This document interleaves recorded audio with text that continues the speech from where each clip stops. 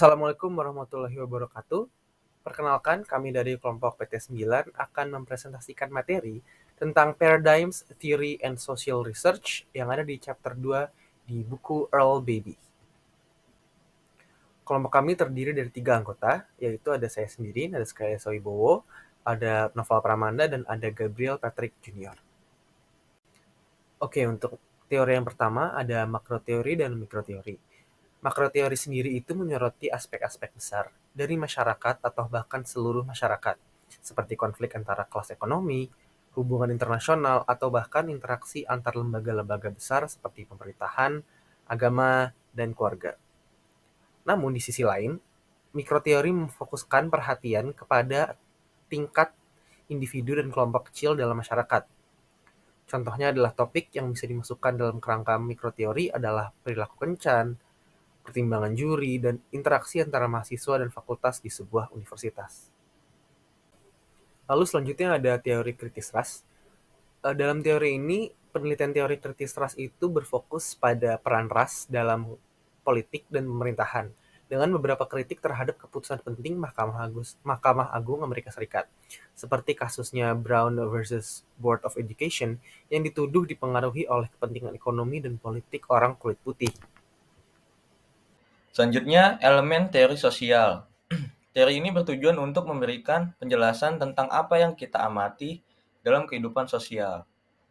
Teori ini terdiri dari serangkaian pernyataan yang terorganisir secara sistematis dan saling terhubung, yang ditujukan untuk menjelaskan berbagai aspek kehidupan sosial. Dengan demikian, teori membantu mengembangkan dan menguraikan paradigma. Dalam penelitian sosial, pengamatan biasanya merujuk pada tindakan melihat, mendengar, dan terkadang menyentuh. Istilah yang sesuai di sini adalah fakta. Meskipun bagi para filsuf, konsep fakta bisa menjadi kompleks seperti realitas. Ilmuwan sosial umumnya menggunakan istilah fakta untuk merujuk pada berbagai fenomena yang telah diamati. Contohnya adalah sebuah fakta bahwa Barack Obama memenangkan pemilihan presiden pada tahun 2012. Teori digunakan untuk menjelaskan observasi dengan menggunakan konsep. Pada konsep sebagai bahan dasar teori, konsep adalah unsur abstrak yang mewakili kategori fenomena dalam bidang studi tertentu. Dalam konteks teori kenakalan remaja, contoh konsep yang relevan mencakup kenakalan remaja dan tingkah laku kenakalan remaja. Salah satu konsep lain yang relevan adalah kelompok sebaya, yang merujuk kepada individu yang bergaul dengan seseorang dan dengan siapa seseorang mengidentifikasi dirinya sendiri. Selain itu, konsep-konsep seperti kelas sosial dan etnis jelas memiliki relevansi dalam teori kenakalan remaja. Dalam beberapa kasus, konsep kinerja sekolah juga dapat menjadi relevan. Dua sistem logis ditinjau kembali, model sains tradisional. Nah, model sains tradisional ini terdiri dari 3 komponen utama. Yang pertama itu ada teori. Dalam model sains tradisional, ilmuwan memulai dengan suatu konsep atau ide, dari mana mereka menghasilkan hipotesis yang dapat diuji. Sebagai contoh, sebagai seorang ilmuwan, kita mungkin telah mengembangkan teori tentang penyebab kenakalan remaja. Misalnya, mari kita anggap bahwa kita telah mencapai hipotesis bahwa ada hubungan terbalik antara tingkat kenakalan remaja dan kelas sosial, yang berarti bahwa dengan meningkatnya kelas sosial, tingkat kenakalan cenderung menurun. Yang kedua itu ada operasionalisasi. Untuk menguji hipotesis apapun, kita harus mengklarifikasi makna dari semua variabel yang terlibat dalam hipotesis tersebut, yang dalam hal ini disebut sebagai operasionalisasi. Dalam konteks ini, variabel yang relevan adalah kelas sosial dan kenakalan. Untuk memberikan definisi yang jelas pada istilah-istilah ini, kita dapat mendefinisikan kenakalan remaja, penangkapan atau hukuman karena melakukan tindakan kriminal, atau menggunakan frasa lain yang memiliki makna yang masuk akal. Sementara itu, kita dapat mendefinisikan kelas sosial dengan menghubungkannya dengan pendapatan keluarga khususnya untuk tujuan penelitian ini. Setelah kita memberikan definisi pada variabel, langkah selanjutnya adalah menentukan metode pengukuran yang akan digunakan. Operasionalisasi secara sederhana berarti menentukan tindakan konkret yang terlibat dalam mengukur suatu variabel. Terdapat berbagai metode yang bisa digunakan untuk menguji hipotesis kita, masing-masing dengan cara yang berbeda untuk mengukur variabel yang terlibat dalam penelitian kita. Lalu yang ketiga dan yang terakhir adalah pengamatan. Tahap akhir ini, model sains tradisional melibatkan tindakan observasi yang konkret, yaitu melihat realitas di sekitar kita dan melakukan pengukuran terhadap apa yang diamati.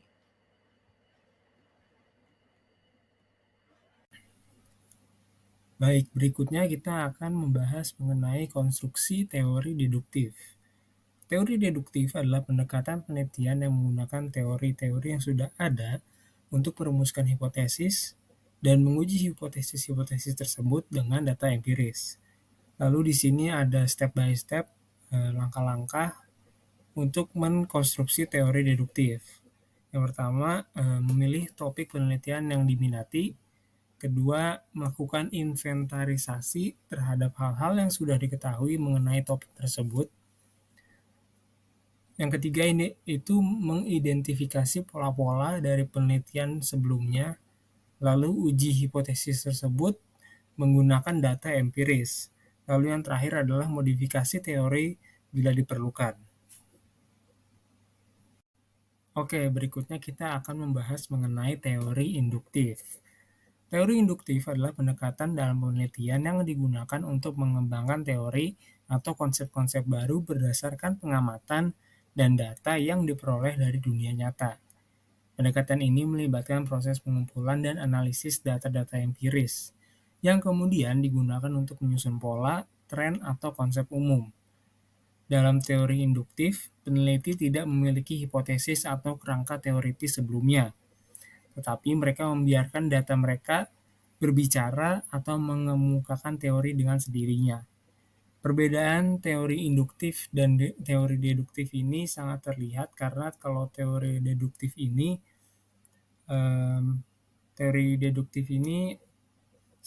si peneliti ini membuat hipotesis terlebih dahulu, lalu diuji dengan data-data empiris. Namun berbanding terbalik dengan teori induktif, karena kalau teori induktif ini si peneliti ini nyari tahu tentang data-data empirisnya terlebih dahulu, habis itu lalu dia membuat teorinya. Untuk materi selanjutnya adalah The Use of Theory di buku John W. Creswell dan John David Creswell pada chapter 3. Oke, untuk teori ini yaitu Use of Theory, di mana peninjauan literatur melibatkan penentuan teori yang dapat digunakan dalam penelitian. Dalam penelitian kuantitatif, teori digunakan untuk menguji hipotesis. Dan dalam disertasi kuantitatif, teori mengarahkan hipotesis penelitian. Oke, yang selanjutnya adalah variable in quantitative research. Secara umum, variabel adalah karakteristik atau atribut individu atau organisasi yang dapat diukur atau diamati dan bervariasi di antara subjek penelitian. Ini mencakup aspek seperti jenis kelamin, usia, status sosial ekonomi, sikap, atau bahkan perilaku seperti rasisme, kontrol sosial, kekuasaan politik, atau kepemimpinan. Variabel dapat dibedakan berdasarkan urutan temporal atau waktu dan metode pengukuran. Ada beberapa jenis-jenis variabel, yaitu meliputi yang pertama ada variabel independen, yang merupakan variabel yang mempengaruhi hasil dalam penelitian eksperimental dan dapat memanipulasi secara eksperimental. Yang kedua adalah variabel dependent, yang bergantung pada variabel independen dan merupakan hasil dari pengaruhnya. Lalu yang selanjutnya adalah variabel prediktor. Variabel ini digunakan untuk memprediksi hasil dalam penelitian survei dan diasumsikan mempengaruhi hasil, meskipun tidak dimanipulasi. Lalu yang terakhir ada variabel hasil, yang dianggap sebagai hasil atau akibat dari variabel prediktor dalam penelitian survei. Berikutnya kita akan membahas mengenai definisi teori dalam penelitian kuantitatif. Dalam penelitian kuantitatif, teori digunakan sebagai kerangka kerja ilmiah yang membantu dalam meramalkan atau menjelaskan hasil penelitian. Teori dapat berupa seperangkat konstruk atau variabel, definisi, dan proposisi yang saling terkait, dan bertujuan memberikan pemahaman sistematis tentang fenomena dengan menggambarkan hubungan antara variabel. Teori-teori ini ada dalam berbagai bentuk dalam penelitian dan membantu dalam menjelaskan fenomena dalam dunia nyata. Berikutnya kita akan membahas mengenai bentuk-bentuk teori dalam penelitian kuantitatif. Yang pertama adalah beberapa peneliti menyajikan teorinya dalam bentuk hipotesis terhubung. Misalnya adalah makin tinggi nilai ujian seseorang, maka makin tinggi juga tempatnya di strata sosial lingkungan tersebut. Makin tinggi tempat dia di strata sosial lingkungan tersebut, maka makin dipandang oleh orang-orang di lingkungannya. Makin dipandang, maka makin banyak teman dan lain sebagainya. Kedua, beberapa peneliti menyajikan teori sebagai serangkaian pernyataan jika kemudian yang menjelaskan mengapa seseorang akan mengharapkan variabel independen untuk mempengaruhi atau menyebabkan variabel dependen. Contohnya adalah jika makin intens hubungan satu orang dengan yang lain, maka makin dekat pula hubungan mereka. Gitu. Ketiga, seorang penulis dapat menyajikan teori sebagai model visual, berguna untuk menggambarkan variabel dalam bentuk gambar visual. Yang ketiga ini biasanya penulis itu menyajikan tabel ataupun grafik agar dapat mengilustrasikan teorinya dengan lebih jelas lagi. Penempatan teori kuantitatif. Dalam penelitian kuantitatif, teori digunakan secara deduktif dan ditempatkan di tahap awal dari penelitian yang diusulkan. Tujuannya adalah untuk menguji atau memverifikasi suatu teori daripada mengembangkannya. Peneliti mengadopsi teori yang ada, mengumpulkan data untuk menguji teori tersebut, dan kemudian merefleksikan apakah hasil penelitian tersebut mengkonfirmasi atau menggugurkan teori tersebut. Teori berfungsi sebagai kerangka kerja yang mengarahkan seluruh penelitian, membentuk dasar untuk merumuskan pertanyaan atau hipotesis penelitian, serta menentukan langkah-langkah dalam pengumpulan data. Peneliti menguji atau memverifikasi sebuah teori dengan menginvestigasi hipotesis atau pertanyaan yang berasal dari teori tersebut. Hipotesis atau pertanyaan ini mengandung variabel yang perlu didefinisikan oleh peneliti. Dalam beberapa kasus, definisi yang sesuai dapat ditemukan dalam literatur yang relevan. Setelah itu, peneliti mencari instrumen yang sesuai akan digunakan untuk mengukur suatu sikap atau perilaku peserta dalam penelitian. Peneliti kemudian mengumpulkan data skor dari instrumen ini untuk menguji atau membantah teori yang sedang diteliti. Nah, selanjutnya ini ada langkah-langkah menulis perspektif teoritis kuantitatif. Yang pertama itu ada cari teori-teori yang relevan dalam literatur yang sesuai dengan disiplin ilmu tertentu. Lalu yang kedua itu ada periksa juga studi-studi sebelumnya yang telah mengkaji topik tersebut atau isu yang masih berkaitan. Lalu yang ketiga itu buat pertanyaan-pertanyaan penelitian yang dapat menghubungkan variabel independen dan variabel dependen. Lalu yang keempat, tuliskan bagian teorinya sesuai dengan kalimat utama berikut. Misalnya, saya akan mengadopsi teori dari siapa gitu, dari teori Laswell atau semacamnya seperti itu. Perspektif teoritis. Teori pembelajaran sosial tidak hanya terkait dengan proses pembelajaran, tetapi juga berusaha untuk menjelaskan bagaimana sekelompok keterampilan sosial dan aspek kepribadian dapat tumbuh dan berkembang sebagai hasil dari situasi sosial di mana pembelajaran berlangsung. Ini juga mencakup topik seperti metode evaluasi kepribadian dari Mischel tahun 1968, serta modifikasi perilaku dalam lingkungan klinis dan pendidikan. Dalam menjelaskan teori pembelajaran sosial, Reuter pada tahun 1954 mengemukakan bahwa ada 4 kelas variabel yang harus dipertimbangkan, yaitu perilaku, harapan, penguatan, dan situasi psikologis. Dia mengusulkan rumusan umum untuk perilaku yang menyatakan bahwa kemungkinan terjadinya suatu perilaku dalam situasi psikologis tertentu bergantung pada harapan individu bahwa perilaku tersebut akan menghasilkan penguatan tertentu dalam konteks situasi tersebut, serta nilai dari penguatan tersebut.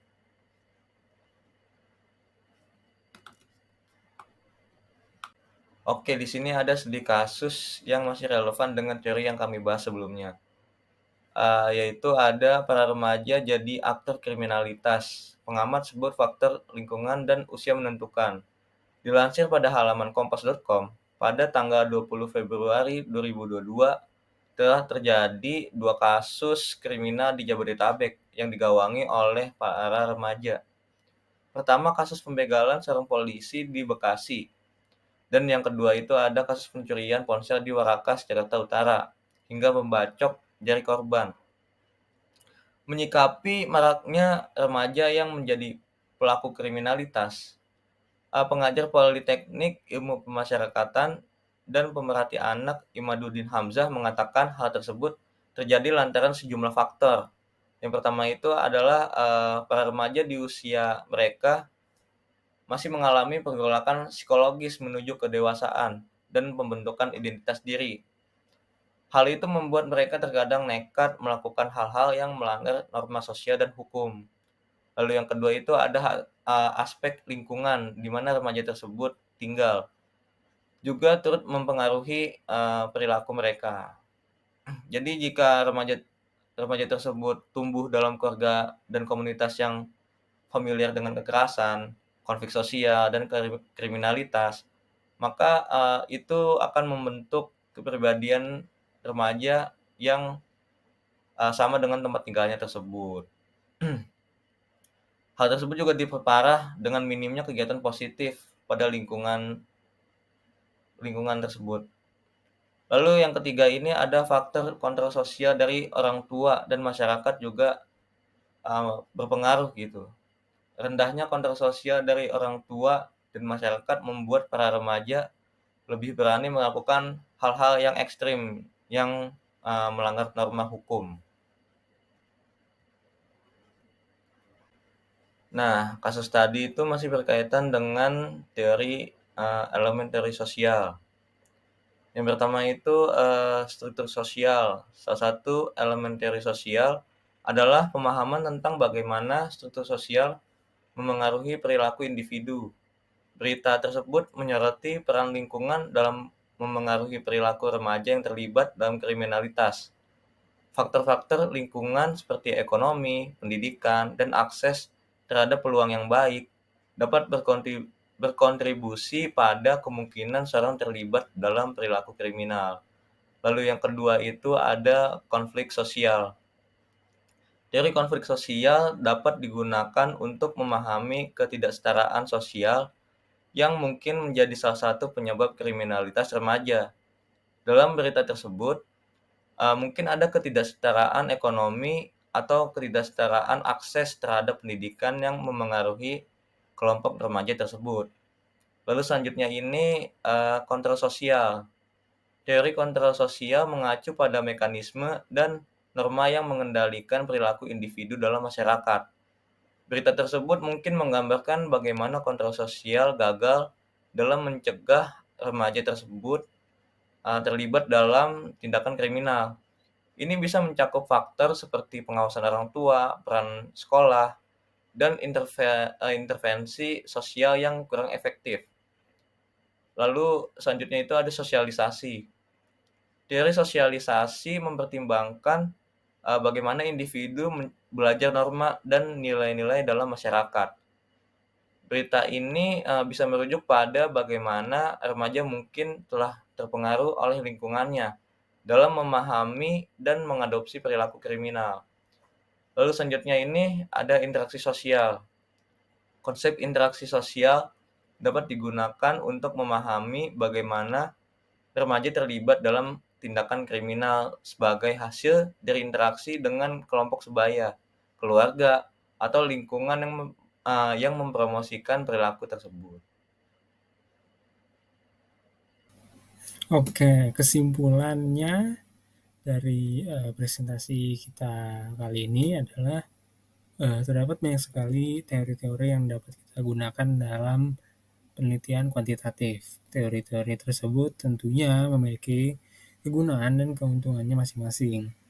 Tugas kita sebagai mahasiswa komunikasi adalah harus dapat mengerti dan mempelajari teori-teori tersebut agar dapat memperluas wawasan kita sendiri saat kita ingin meneliti sesuatu. Itu saja presentasi dari kelompok kami, kurang lebihnya mohon maaf. Terima kasih atas perhatiannya. Wassalamualaikum warahmatullahi wabarakatuh.